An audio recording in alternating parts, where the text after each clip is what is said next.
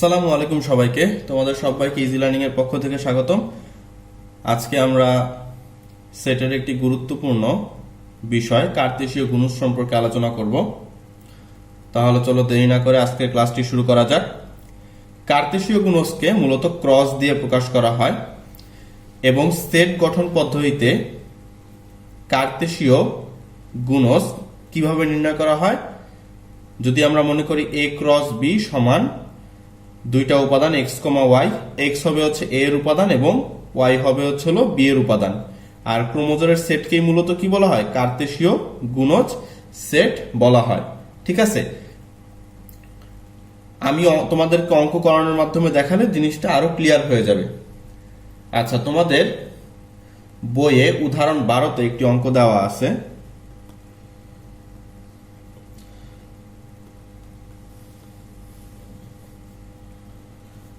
উদাহরণ 12তে দেওয়া আছে p সমান 1 2 3, তারপরে q সমান 3,4 আর r সমান দেওয়া আছে p ইন্টারসেকশন q। তার মানে কি, তোমাকে p এবং q এর ছেদ সেট নির্ণয় করতে হবে। ঠিক আছে, এটা নির্ণয় করার পরে আমাদেরকে দুইটা জিনিস বের করতে হবে। সেটার একটা হচ্ছে p ক্রস r সমান হোয়াট, আর একটা আছে r ক্রস q সমান হোয়াট। ঠিক আছে, তাহলে আমরা আগে p এবং q এর ইন্টারসেকশনটা বের করে আগে r সেটের মানটা বের করে নেই। p এর মান দেওয়া আছে 1 2 3, ইন্টারসেকশন কিউ এর মান দেওয়া আছে 3,4। ইন্টারসেকশন মানে কি, এখানে কমন উপাদানগুলোই যাবে, আনকমন উপাদানগুলো যাবে না। যেই উপাদানগুলো মিলবে সেখান থেকে একটি উপাদান যাবে এবং যেই উপাদানগুলো মিলবে না তারা যাবে না। তাহলে দেখো, এখানে 1 আছে, এখানে কোথাও কিন্তু 1 নেই, তার মানে 1 যাবে না। এখানে 2 আছে, এখানে কোথাও 2 নেই, তার মানে 2ও যাবে না। এখানে 3 আছে, এখানেও 3 আছে, তাহলে সর্বপ্রথম 3 যাবে। এখানে 4 আছে কিন্তু এখানে 4 নেই, তার মানে আর যাবে না। তাহলে আর সেটের মান আমরা কত পেলাম? 3। এবার তোমাকে পি ক্রস আর আর হচ্ছে আর ক্রস কিউ বের করতে হবে। আমি এখানে পি ক্রস আরটা বের করে দেখাচ্ছি। আমরা কিন্তু পি এর মানটা জেনে গেছি ইতিমধ্যে। পি এর মান হচ্ছে 1 2 3 আর আমাদের আর এর মান হচ্ছে শুধু 3। ঠিক আছে, তাহলে এই 1 একবার 3 এর সাথে সেট গঠন করবে, এই 2 একবার 3 এর সাথে সেট গঠন করবে, এই 3 একবার 3 এর সাথে সেট গঠন করবে। তাহলে কিন্তু আমাদের হয়ে গেল। তাহলে আমরা এখন আর ক্রস কিউ এর মানটি বের করে নেই। আর এর মান হচ্ছে 3, কিউ এর মান হচ্ছে 3,4। তাহলে এখানে কি ঘটনাটি ঘটবে? এই 3 একবার 3 এর সাথে সেট গঠন করবে, এই 3 একবার 4 এর সাথে সেট গঠন করবে।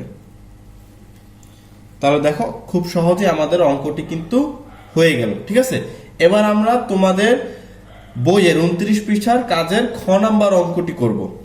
কাজের খ নাম্বার অঙ্কটিতে দেওয়া আছে p সমান 1 2 3, q সমান 3,4 এবং r সমান দেওয়া আছে x, y। তাহলে আমাদেরকে দুইটা জিনিস বের করতে হবে। প্রথম জিনিসটা কি দেওয়া আছে? দেখো, p ইউনিয়ন কিউ ক্রস আর, এটা বের করতে হবে। ঠিক আছে, তাহলে আমরা আগে এটা বের করে নিই। দেখো, এখানে চিহ্ন কয়টা আছে? ইউনিয়ন আর আছে একটা ক্রস চিহ্ন। তাহলে আগে যে ব্র্যাকেটের মধ্যে যে ইউনিয়ন চিহ্নটা আছে এটার কাজ আগে করে নিতে হবে। তাহলে আমরা পি ইউনিয়ন কিউটা আগে বের করে নিই। পি এর মান হচ্ছে 1 2 3, ইউনিয়ন কিউ এর মান হচ্ছে 3,4। ইউনিয়ন মানে কি, কমন উপাদান এবং আনকমন উপাদান সবই যাবে, মিললেও যাবে উপাদানগুলো, না মিললেও যাবে। কিন্তু যদি উপাদান মিলো তাহলে একটার বেশি উপাদান যাবে না। দেখো, এখানে 1 আছে, ওখানে কিন্তু 1 নেই, 1 নিব।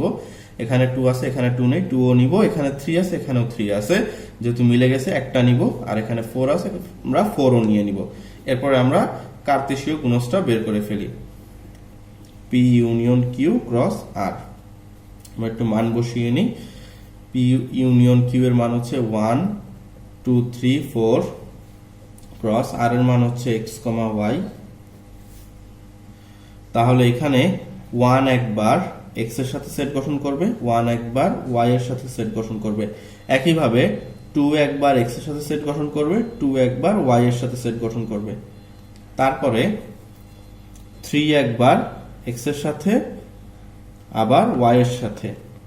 এরপরে 4 এক্স এর সাথে সেট গঠন করবে, 4 ওয়াই এর সাথে সেট গঠন করবে। তাহলে কিন্তু খুব সহজে আমাদের অঙ্কটি হয়ে গেল। এবার আমরা দ্বিতীয় অঙ্কটি দেখে নেই।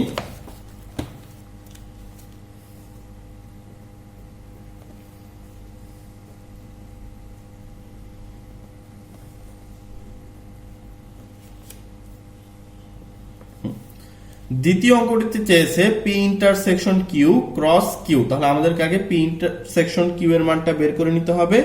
পি এর মান আমরা কত জানি? পি এর মান দেওয়া ছিল 1 2 3, ইন্টারসেকশন কিউ এর মান হচ্ছে 3,4। ইন্টারসেকশন মানে কি? যে উপাদানগুলো মিলবে শুধুমাত্র সেগুলোই যাবে। যেমন এখানে 3 মিলতেছে, শুধুমাত্র 3 উপাদানটি যাবে। তাহলে আমরা এবার এটার ক্রস কার্তেশীয় গুণজটা বের করে নিই। আমরা এটার মান পেয়েছি শুধু 3, আর কিউ এর মান হচ্ছে 3,4। তাহলে 3 একবার 3 এর সাথে যাবে, আর 3 একবার 4 এর সাথে সেট গঠন করবে।